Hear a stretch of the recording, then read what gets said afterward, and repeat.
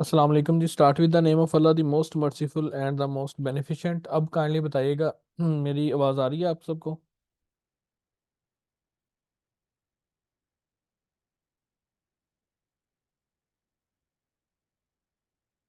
Alright. Okay जी। Last time जहां हमने ऑन पेज को स्टॉप किया था वहीं से स्टार्ट करेंगे।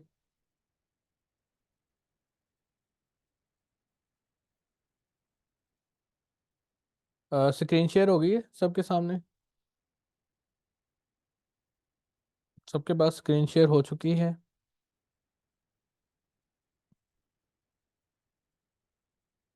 Alright. Okay. Last on page में हमने जो डिस्कस किया था मेटा टाइटल, जो टैग्स हैं हमने उनको डिस्कस किया था। नेक्स्ट बढ़ते हैं। उसके बाद हमारे पास आता है साइट की स्पीड। ठीक है। ये भी ऑन पेज फैक्टर भी है, टेक्निकल में भी ये फॉल करता है समहाउ।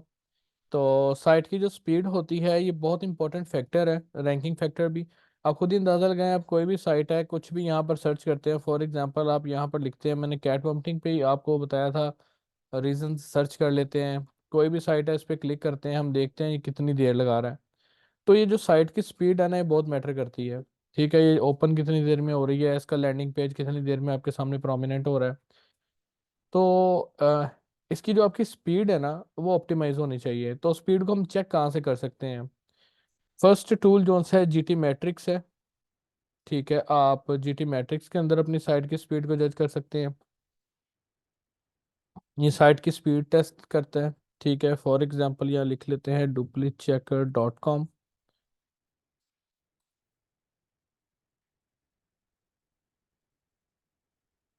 तो इसको नोट कर लीजिएगा, जी टी मैट्रिक्स। ठीक है, यहाँ से आप स्पीड चेक करते हैं। जब तक यहाँ से स्पीड चेक होती है हम नेक्स्ट मूव करते हैं दूसरे टूल की तरफ।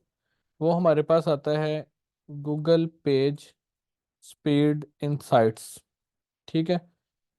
तो ये आगे पेज स्पीड इंसाइट्स, यहाँ पर क्लिक करेंगे और यहाँ पर अपनी जो डोमेन है वो एंटर करेंगे duplicata.com। ठीक है। तो ये भी फेच कर रहा है, नेक्स्ट चलते हैं। मोबाइल और डेस्कटॉप दोनों पे आपकी स्पीड जो सी है ना वो ऑप्टिमाइज होनी चाहिए। ठीक है। इसमें अब आते हैं हम डेस्कटॉप पे। अभी वो डायग्नोज कर रहा है इसको।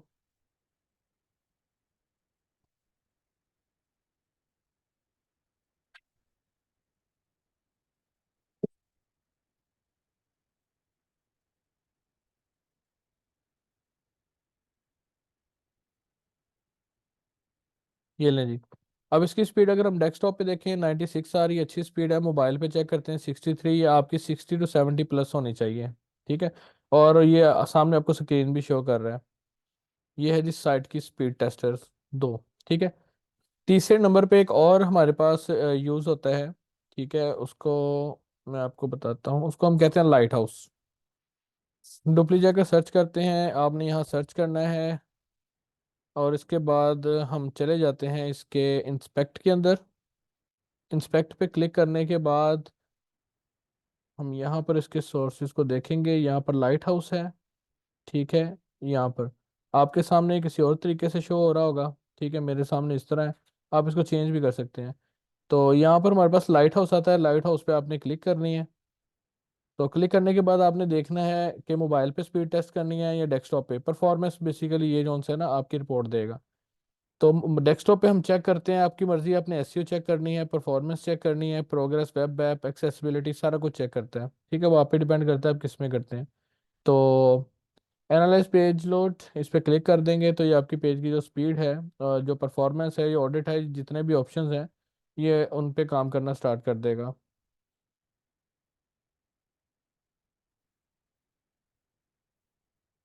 90 प्लस स्पीड जोन है वो मैं आपको बताऊंगा। उसके लिए दो तीन प्लगइन्स हैं वो कर भी देते हैं। उसके लिए वो जब प्रैक्टिकल होगा इंशाल्लाह बताऊंगा। फिल वक्त आपको मैं बता रहा हूँ कहाँ कहाँ से स्पीड टेस्ट होती है। जीटी मैट्रिक्स ने पहले ऑप्शन रखा हुआ था बगैर लॉगिन के आप स्पीड टेस्ट कर सकते हैं। इसको आप लॉगिन करके इसकी स्पीड चेक कर लीजिएगा, अब लॉगिन करना लाजमी है। अगर हम यहाँ आते हैं, यहाँ इसने स्पीड दे दी है, उसके बाद हम जाते हैं लाइट हाउस पे। तो लाइट हाउस इसको ओपन कर रहा है पेज को। ठीक है। अब यहाँ पर वो अपनी जो रिपोर्ट है वो जनरेट कर रहा है।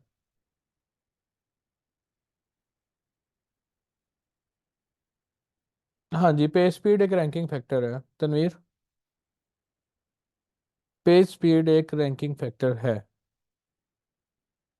इसे ना यूज़र एक्सपीरियंस में बड़ा काउंट करते हैं, इस चीज़ को बाउंस बैक हो जाता है यूज़र।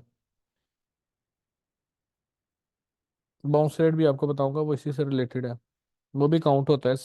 सब चीज़ों के ना पॉइंट्स होते हैं, गूगल पॉइंटिंग करके फिर आपकी साइट को रैंक करवाता है। सिंगल फैक्टर नहीं इसमें काम करता।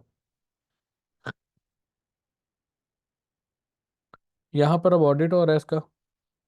ठीक है। जब तक इसका ऑडिट कंप्लीट होता है मैं आपको बताता हूँ फाइवर के ऊपर। अब ये देखें कितना आसान था लाइट हाउस से इसकी जो परफॉर्मेंस है उसको मेजर करना। ठीक है, लाइट हाउस की रिपोर्ट जो सी है वो जनरेट करना। अब फाइवर पे इस चीज़ की भी गिग बनी हुई है, लोग इस पे अ, अपना क्या उसे कहते हैं लाइट हाउस की ना रिपोर्ट भी जो सी सेल कर रहे हैं कि मैं लाइट हाउस ऑडिट करके दूंगा आपको। ये चेक करते हैं।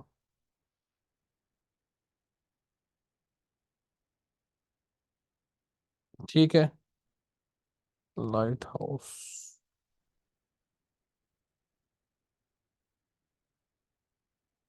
रिपोर्ट।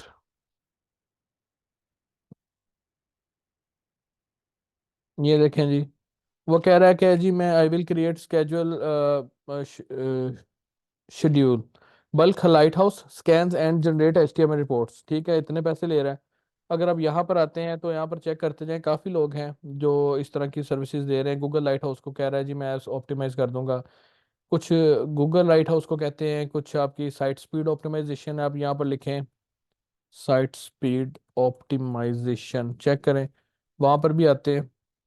ठीक है, शॉपिफाई की कर रहा है, वर्डप्रेस की कर रहा है कि मैं page speed, website speed, Google page insights जो है वहाँ पर भी आपकी जो स्कोरिंग है उसको मैं कंप्लीट कर दूंगा।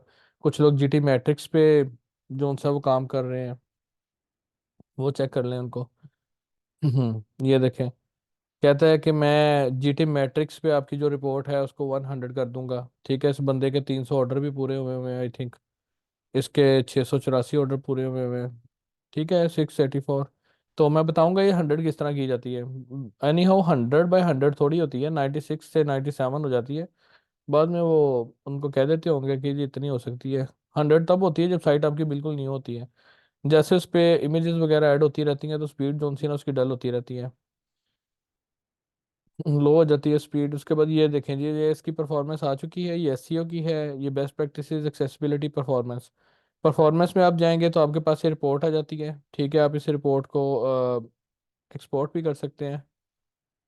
ठीक है, और जितनी भी रिपोर्ट्स हैं इसमें एसईओ की रिपोर्ट है। ठीक है, आप उसको देख सकते हैं। ये सारी चीज़ें जोन सी हैं ये स्पीड से रिलेटेड हैं। ठीक है, तो ये क्लियर हो गया। नेक्स्ट हमारे पास आता है, वो कहता है कि इनेबलिंग कंप्रेशन। अच्छा, साइट की जो स्पीड है उनको कैसे सेट किया जा सकता है। पहली बात तो जो मैंने आपको बताया था ना, जितने फैक्टर्स है इमेज की ऑप्टिमाइजेशन करें, इमेज का साइज कम करें, जेपीजी इमेज यूज़ करें। ठीक है, अब इमेज कंप्रेसर जो सा है उसमें आपको मैं एग्जांपल दूंगा। एक इमेज कंप्रेसर है टूलर, ये नाम है उसका इमेज कंप्रेसर। मेरा ख्याल ये इमेज कंप्रेस,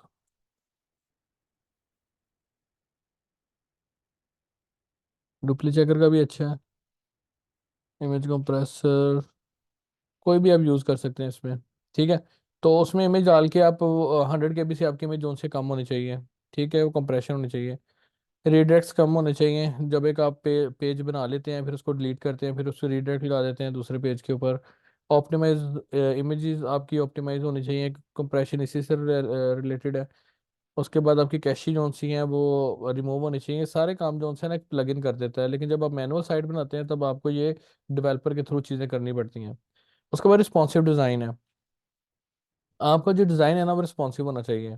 ठीक है, फिर रिस्पॉन्सिव से मुराद है कि अगर कोई डेस्कटॉप पे सर्च कर रहा है तो उसके अकॉर्डिंग ओपन हो, टैबलेट और मोबाइल सभी के अकॉर्डिंग जो है ना वो रिस्पॉन्सिव होना चाहिए। उसके बाद हमारे पास है यूआरएल स्ट्रक्चर। यूआरएल स्ट्रक्चर एक तो उसकी लेंथ और दूसरा कीवर्ड ऑप्टिमाइजेशन। जैसा कि हमारा टॉपिक चल रहा है कैट वॉमिटिंग पे, तो मैं इसको सर्च करता हूँ कैट वॉमिटिंग। तो जैसे इसको मैं सर्च करूंगा आप देखें इस पे जो रिजल्ट आ रहा है, मैं इस पर क्लिक करता हूँ। अगर आप इसका यूआरएल चेक करें ना, यूआरएल में कैट वॉमिटिंग जोन से ऑप्टिमाइज हुआ हुआ है। ठीक है, यूज हुआ है कीवर्ड। तो आपके यूआरएल में वो प्राइमरी कीवर्ड लाजमी होना चाहिए। ठीक है, और कोशिश करें जो आपका इंटेंट है टॉपिक का वो पूरे का पूरा जो सा है वो यहाँ पर क्लियर हो। फॉर एग्जांपल किसी की बायोग्राफी लिख रहे हैं तो आप वहाँ पर प्राइमरी कीवर्ड के साथ उसको कंप्लीट उस टाइटल को साथ रखें। ठीक है। अब जिस तरह इस बंदे ने लिखा है cat vomiting types causes and treatments, उसने कंप्लीट चीज़ को यहाँ सर ऐड किया हुआ है। ठीक है, ये चेक करें। उसके बाद हमारे पास आ जाता है लिंक्स। ठीक है। अब जो लिंक्स होते हैं वो तीन तरह के होते हैं, इंटरनल लिंक्स होते हैं, आउटबाउंड लिंक्स होते हैं और इनबाउंड लिंक्स होते हैं। ठीक है।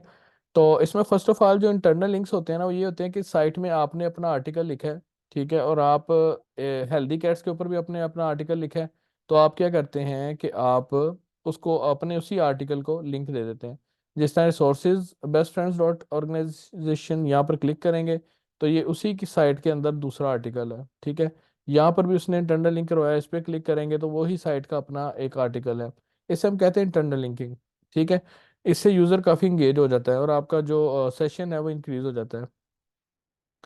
नेक्स्ट चलते हैं आउटबाउंड लिंक्स के ऊपर। उसको हम एक्सटर्नल लिंक्स भी कहते हैं। ठीक है। अब ये होता क्या है कि there are the links that point to a site different domain like the pointing to Google SEO page. अब ये जो बंदा है यहाँ पर इसने सारे लिंक्स मेरा ख्याल है खुद ही को दिए हुए हैं, बाहर कोई भी लिंक नहीं दिया। अगर आप अपनी साइट से किसी को लिंक देते हैं ना तो वो आउटबाउंड लिंक्स होते हैं। आपने अपनी साइट्स पे आर्टिकल लिखा और किसी की बायोग्राफी के मुतालिक आप बेहतर जानते हैं, लेकिन बेस्ट नहीं है। और अब आपको पता है कि जो विकीपीडिया है वहाँ पर जो उनसे है वो उन्होंने बेहतर लिखा हुआ है। जो इन्फॉर्मेशन आपके पास नहीं है उनके पास ज़्यादा डिटेल्ड है, और आप अपने आर्टिकल में इसको कवर नहीं कर पा रहे, नहीं कर पाएंगे। ठीक है, पेज का लेंथ जो भी चीज़ें हैं तो आप उसको लिंक कर देते हैं ना तो वो आपका इसमें काउंट हो जाएगा। ठीक है। तो ये जो सा है ये आपका क्या उसे कहते हैं आउटबाउंड लिंक होगा। ठीक है।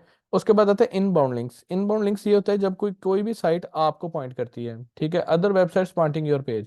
एक बंदा है उसने आर्टिकल लिखा, उसने आपकी साइट को लिंक दे दिया तो इसको हम कहते हैं इनबाउंड लिंक्स। ठीक है। तो ये ऑन पेज के कुछ फैक्टर्स थे, और भी बहुत सारे फैक्टर्स हैं। ये कुछ मेजर फैक्टर्स है जो मैंने आपको बता दिए हैं। ठीक है। तो ये कंप्लीट हो चुके हैं। आपका कोई क्वेश्चन है आप पूछ सकते हैं, बाकी इस पर रिसर्च जारी रखिएगा। ऑन पेज के फैक्टर्स बहुत ज़्यादा हैं, डीप हैं। रिसर्च करें, मेहनत करें और उन पे कमांड लें। उसके बाद हमारे पास जितने भी इस टाइम ऑनलाइन है, आपका अगर कोई क्वेश्चन है तो आप लोग मुझसे पूछ सकते हैं। मैं अनम्यूट करूंगा, अपना हैंड रेज करें और मुझसे पूछें कोई क्वेश्चन है आपका तो। फिर नेक्स्ट चलते हैं।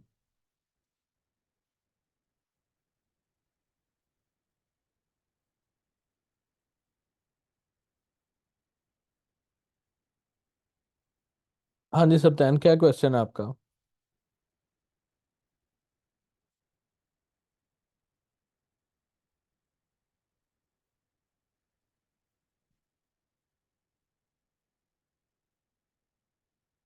सप्तान मैं आपको अनम्यूट कर रहा हूँ लेकिन आप अनम्यूट हो नहीं रहे अपनी तरफ से।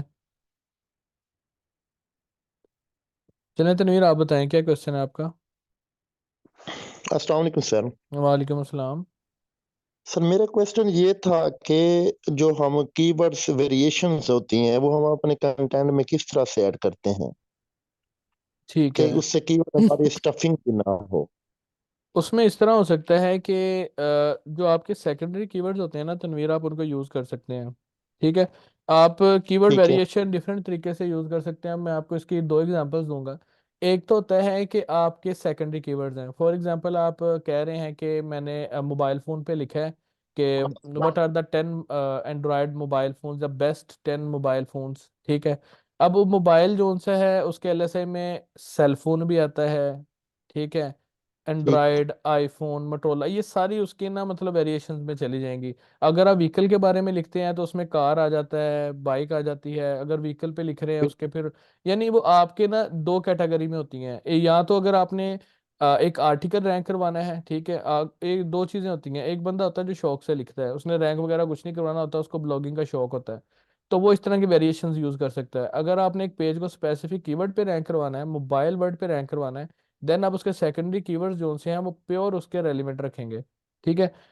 तो जो सेकेंडरी कीवर्ड है आप उनको यूज़ कर सकते हैं, लेकिन जो डेंसिटी है अगर आप फर्स्ट वन की 1% रखें वो ज़्यादा बेहतर है। कुछ लोग हैं जो 2% भी रखते हैं फिर भी रैंक कर रहे हैं, उनके और भी रैंकिंग फैक्टर्स होते हैं, कोई एक सिंगल रैंकिंग फैक्टर नहीं है जिस पे आप लाई कर सकें। सही, ठीक है।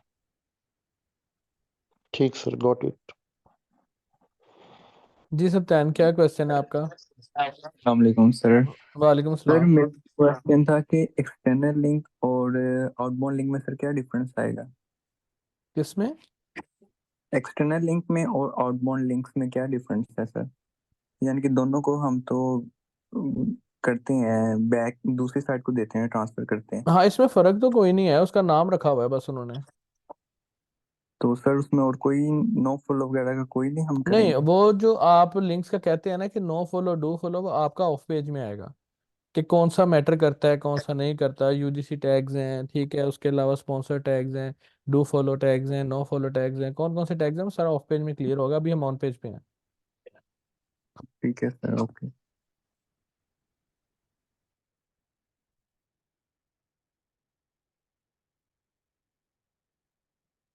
और किसी का कोई क्वेश्चन? जी तनवीर पूछिएगा क्वेश्चन। सर ये समटाइम देख रहे होते हैं, लोगों की पोस्टें देख रहे होते हैं डिफरेंट मतलब मीडिया पे के हमने ऑन पेज के बेस पे साइट को रैंक किया है। तो जी उसमें बेसिकली उन्होंने किन किन मेजर जो उनके फैक्टर्स होते हैं उन्होंने मतलब उन्हें वो एक्सेस किया होता है, मतलब ऐड किया होता है, इसके बेस पे उनका जो आर्टिकल है या साइट है वो रैंक कर रही होती है without no bank link. Tanveer, पहली बात तो ये है कि कंपटीशन बहुत मैटर करता है। आप जिस कीवर्ड पे काम कर रहे हैं ना, उन्होंने जिस कीवर्ड पे काम किया है, ठीक है, उसका कंपटीशन कम होना होगा जिसकी वजह से वो सिर्फ ऑन पेज पे रैंक कर रहे हैं। पॉसिबिलिटी होती है अगर आपकी साइट की वर्थ बनी हुई है ना, अगर आपकी साइट की अथॉरिटी जनरेट बनी हुई है, अथॉरिटी डीआर को डीए को अथॉरिटी नहीं कहते, ये कुछ टूल्स हैं जो उन्होंने अपने अकॉर्डिंग एक अथॉरिटी बनाई हुई है। आपको पता है ये तो इजीली कैच हो जाते हैं, कुछ लोग डीआर भी बढ़ा रहे हैं, डीए भी बढ़ा रहे हैं, बिल्कुल ठीक है। कैलकुलेट कर रहे हैं। तो गूगल की नज़र में जो साइट की अथॉरिटी है वो एक अदर, वो कुछ और चीज़ है, वो आपकी पेज की पावर है, आपके कंटेंट में पावर होनी चाहिए, ठीक है। आप जहाँ से लिंक ले रहे हैं उसमें पावर होनी चाहिए। अगर बगैर लिंक के एक साइट जो सी है वो रैंक कर रही है तो डेफिनेट सी बात है उसकी अथॉरिटी आपसे बेहतर है। आप जितने मर्जी सही लिंक्स ले लें, अगर उसकी अथॉरिटी आपसे बेहतर है ना, बेशक। हम क्या करते हैं, अगर एक साइट रैंक कर रही है, हम कहते हैं जी इसका डीआर जो सा है वो 0 है, लेकिन फिर भी हमसे ऊपर आ रहा है, हम जो सा है जी क्या उसे कहते हैं इतने लिंक्स ले रहे हैं, हमारा 50 डीआर है, 40 डीए, हम क्यों नहीं रैंक कर रहे। तो ये कभी भी आप उसको खुद के साथ कंपेयर नहीं कर सकते, वी डोंट नो। सही। आप देखेंगे कि कुछ लोग ऐसे हैं जिनकी रेफरिंग डोमेन्स अच्छी होती हैं, फॉर एग्जांपल कम होती हैं, 10 ले ली, 20 20 उनकी रेफरिंग सही। डोमेन्स होती हैं, लेकिन उनका डीआर 0 होता है। लेकिन उन डोमेन्स की जो अथॉरिटी गूगल उसको ट्रांसफर कर रहा है, वो आप उसको जज नहीं कर सकते ना, उसका कोई मेजरमेंट के लिए उन्होंने कुछ बनाया हुआ है कि आप मेजर कर सकें कि उसकी अथॉरिटी क्या है। ठीक है, सही अथॉरिटी सर। जौन सी है हम कभी भी नहीं मेजर कर सकते, सिर्फ हमने ये मैट्रिसेस यूज करते हैं, एच आर एफ मोज के डीआर डीए इतना है जी, आप अप्रोक्सीमेशन ही होती हैं कि अप्रोक्सीमेशन ये हैं इस वजह से ये रैंक कर रहे हैं। इसमें एज का फैक्ट भी तो हो सकता है या नहीं हो सकता? एज एज का फैक्टर मेरे अकॉर्डिंग है, कुछ लोग कहते हैं कि एज फैक्टर काउंट नहीं होता, कुछ कहते हैं होता है, लेकिन मैं कहता हूँ कि एज फैक्टर काउंट करता है, लेकिन उसमें भी फर्क है। मैं आपको एग्जांपल देता हूँ। एक बंदा है वो फुटबॉल सेल कर रहा है, अब देसी एग्जांपल है, उसकी फुटबॉल की शॉप है, ठीक है, एक बंदा फुटबॉल सेल कर रहा है बड़े पुराने वक्त से, ठीक है, अब उसको 5 साल हो गए हैं, एक नई शॉप उसके साथ बनती है। ये इस ऐसे ही ये यहाँ गूगल पे भी ये चीज़ें इंप्लीमेंट होती हैं, ठीक है, ये एक्सपेरिमेंटल चीज़ें हैं और ये वाकई रैंक होती हैं, मतलब कामयाब हुए हैं लोग इसमें। तो एक बंदा एक नई शॉप बनाता है, उसके साथ वो क्रिकेट का सामान भी रखता है, फुटबॉल भी रखता है, लेकिन उसके पास वैरायटी ज़्यादा है, उसका मतलब डीलिंग सिस्टम अच्छा है, वो उसकी शॉप बहुत वेल फर्निश्ड है, उसके पास लेटेस्ट डिज़ाइंस हैं, हर चीज़ है। तो आपको क्या लगता है जो पुराने वाला है उसके पास सेल ज़्यादा होगी या दूसरे वाले के पास सेल ज़्यादा होगी? बेशक पढ़ने वो वाले के पास ज्यादा हाँ, तो होगी। बस ऐसे ही है। बिल्कुल। पुराने वाला जो सा है, वो जितनी मर्जी देर से बैठा हुआ है, उसके पास डायरेक्ट यूज़र होगा, ठीक है। अगर बिल्कुल ऑर्गेनिक की बिल्कुल। बात करें तो आपको पता है जो दिखता है वो बिकता है, ये वाला एक सीन चलता है। तो उसके पास ट्रैफिक जाना स्टार्ट हो जाएगी, एक वक्त वो आएगा जो जितना मर्जी पुराना है, अगर वो खुद को ट्रेंड्स के अकॉर्डिंग अपडेट नहीं करेगा, जिस तरह नोकिया था, मेटोला था, उन्होंने जी खुद को अपडेट बिल्कुल। नहीं किया, ठीक है, और आपको पता है बिल्कुल वो इस टाइम किस पोजीशन में है। तो ये सारी चीज़ें मैटर बिल्कुल करती बिल्कुल हैं। डॉक्टर। सही सही, ठीक सर, शुक्रिया। वेलकम। अच्छा, अब ये सारे पॉइंट्स आपके क्लियर हो चुके हैं। नेक्स्ट क्लास जो सी है वो आपकी वर्डप्रेस पे होगी। मेरे पास कुछ असाइनमेंट्स आई हैं, कुछ लोगों ने अच्छी असाइनमेंट्स भी बनाई हैं, कुछ को मेरे ख्याल समझ नहीं लगी थी असाइनमेंट्स की। तो असाइनमेंट्स लाजमी कंप्लीट किया कीजिए, इसमें आपका फ़ायदा है। ठीक है, आपको जो पॉइंट्स हैं वो क्लियर होंगे। और फेसबुक ग्रुप्स के अंदर पोस्ट कर दिया करें जो आपका क्वेश्चन है, जो क्यूरी है। अगर आपके पास कोई प्रोजेक्ट है, आप उससे रिलेटेड क्वेश्चन पूछना चाहते हैं, तब भी आप पोस्ट कर सकते हैं। और इसमें नेक्स्ट जो हमारा लेक्चर होगा वो वर्डप्रेस पे होगा। ठीक है, वर्डप्रेस क्या होता है, सीएमएस है, क्यों यूज़ करते हैं, कितने परसेंट साइट्स बनती हैं, कौन कौन सी साइट्स इस पे बना सकते हैं, ये आपका असाइनमेंट है आपकी। और वर्डप्रेस जो सा है इसमें जो स्पीड का आपको मैंने बताया है, आपने प्लगइन्स के बारे में सर्च करना है, कौन कौन से प्लगइन्स यूज़ होते हैं। ठीक है, वो एक असाइनमेंट है, नेक्स्ट क्लास से पहले आपने वो असाइनमेंट मुझे सबमिट करवानी है। जी सप्तान, पूछिएगा क्या क्वेश्चन है आपका। अस्सलाम वालेकुम सर, मैं पूछना चाह रहा था कि आप सर फैसलाबाद से बिलोंग करते हैं? हाँ जी, मैं फैसलाबाद से बिलोंग करता हूँ। सही, तो सर क्या मैं आपसे मिल सकता हूँ अगर पॉसिबिलिटी हो? ये क्लास चल रही है, ठीक है। आप मिलना है, क्या आप मुझे मैसेज कर दें, जो आपका प्रॉब्लम है मैं उसको रिजॉल्व कर दूंगा। ठीक है सर। सॉरी टू से सर इन क्लास, लेकिन मुझे ना आपका व्हाट्सएप पे रिप्लाई नहीं आया था सम टाइम ना, तो इसलिए मुझे इस पे कहना पड़ा। वो सॉरी आई थोड़ा, एम लेट वो इसके ना लिए। पेंडिंग नहीं, इट्स ओके, वो पेंडिंग है कुछ मैसेजेस। आपको जो भी क्वेश्चन आपका होता है, या फिर आपने कोई भी मुझसे बात करनी है, आप ग्रुप के अंदर जब पोस्ट करेंगे ना, वो अप्रूवल में मुझे चेक में कर लेता हूँ उनको। तो अप्रूवल में इंशाल्लाह मैं देख लिया करूंगा, मैं आपसे कांटेक्ट कर लिया करूंगा। शुक्रिया सर, शुक्रिया। And welcome. Again sorry sir. It's okay. Okay. Next question किसी का। अब मेरा मूड बन रहा है कि मैं आप लोगों से क्वेश्चन पूछूं। चलिए, मैं जिसका माइक अनम्यूट कर रहा हूँ, मेरा उससे क्वेश्चन होगा, तो काइंडली उस क्वेश्चन का आंसर कीजिएगा। अस्सलाम वालेकुम मुजीब, कैसे हैं आप? अपना माइक अनम्यूट कीजिएगा।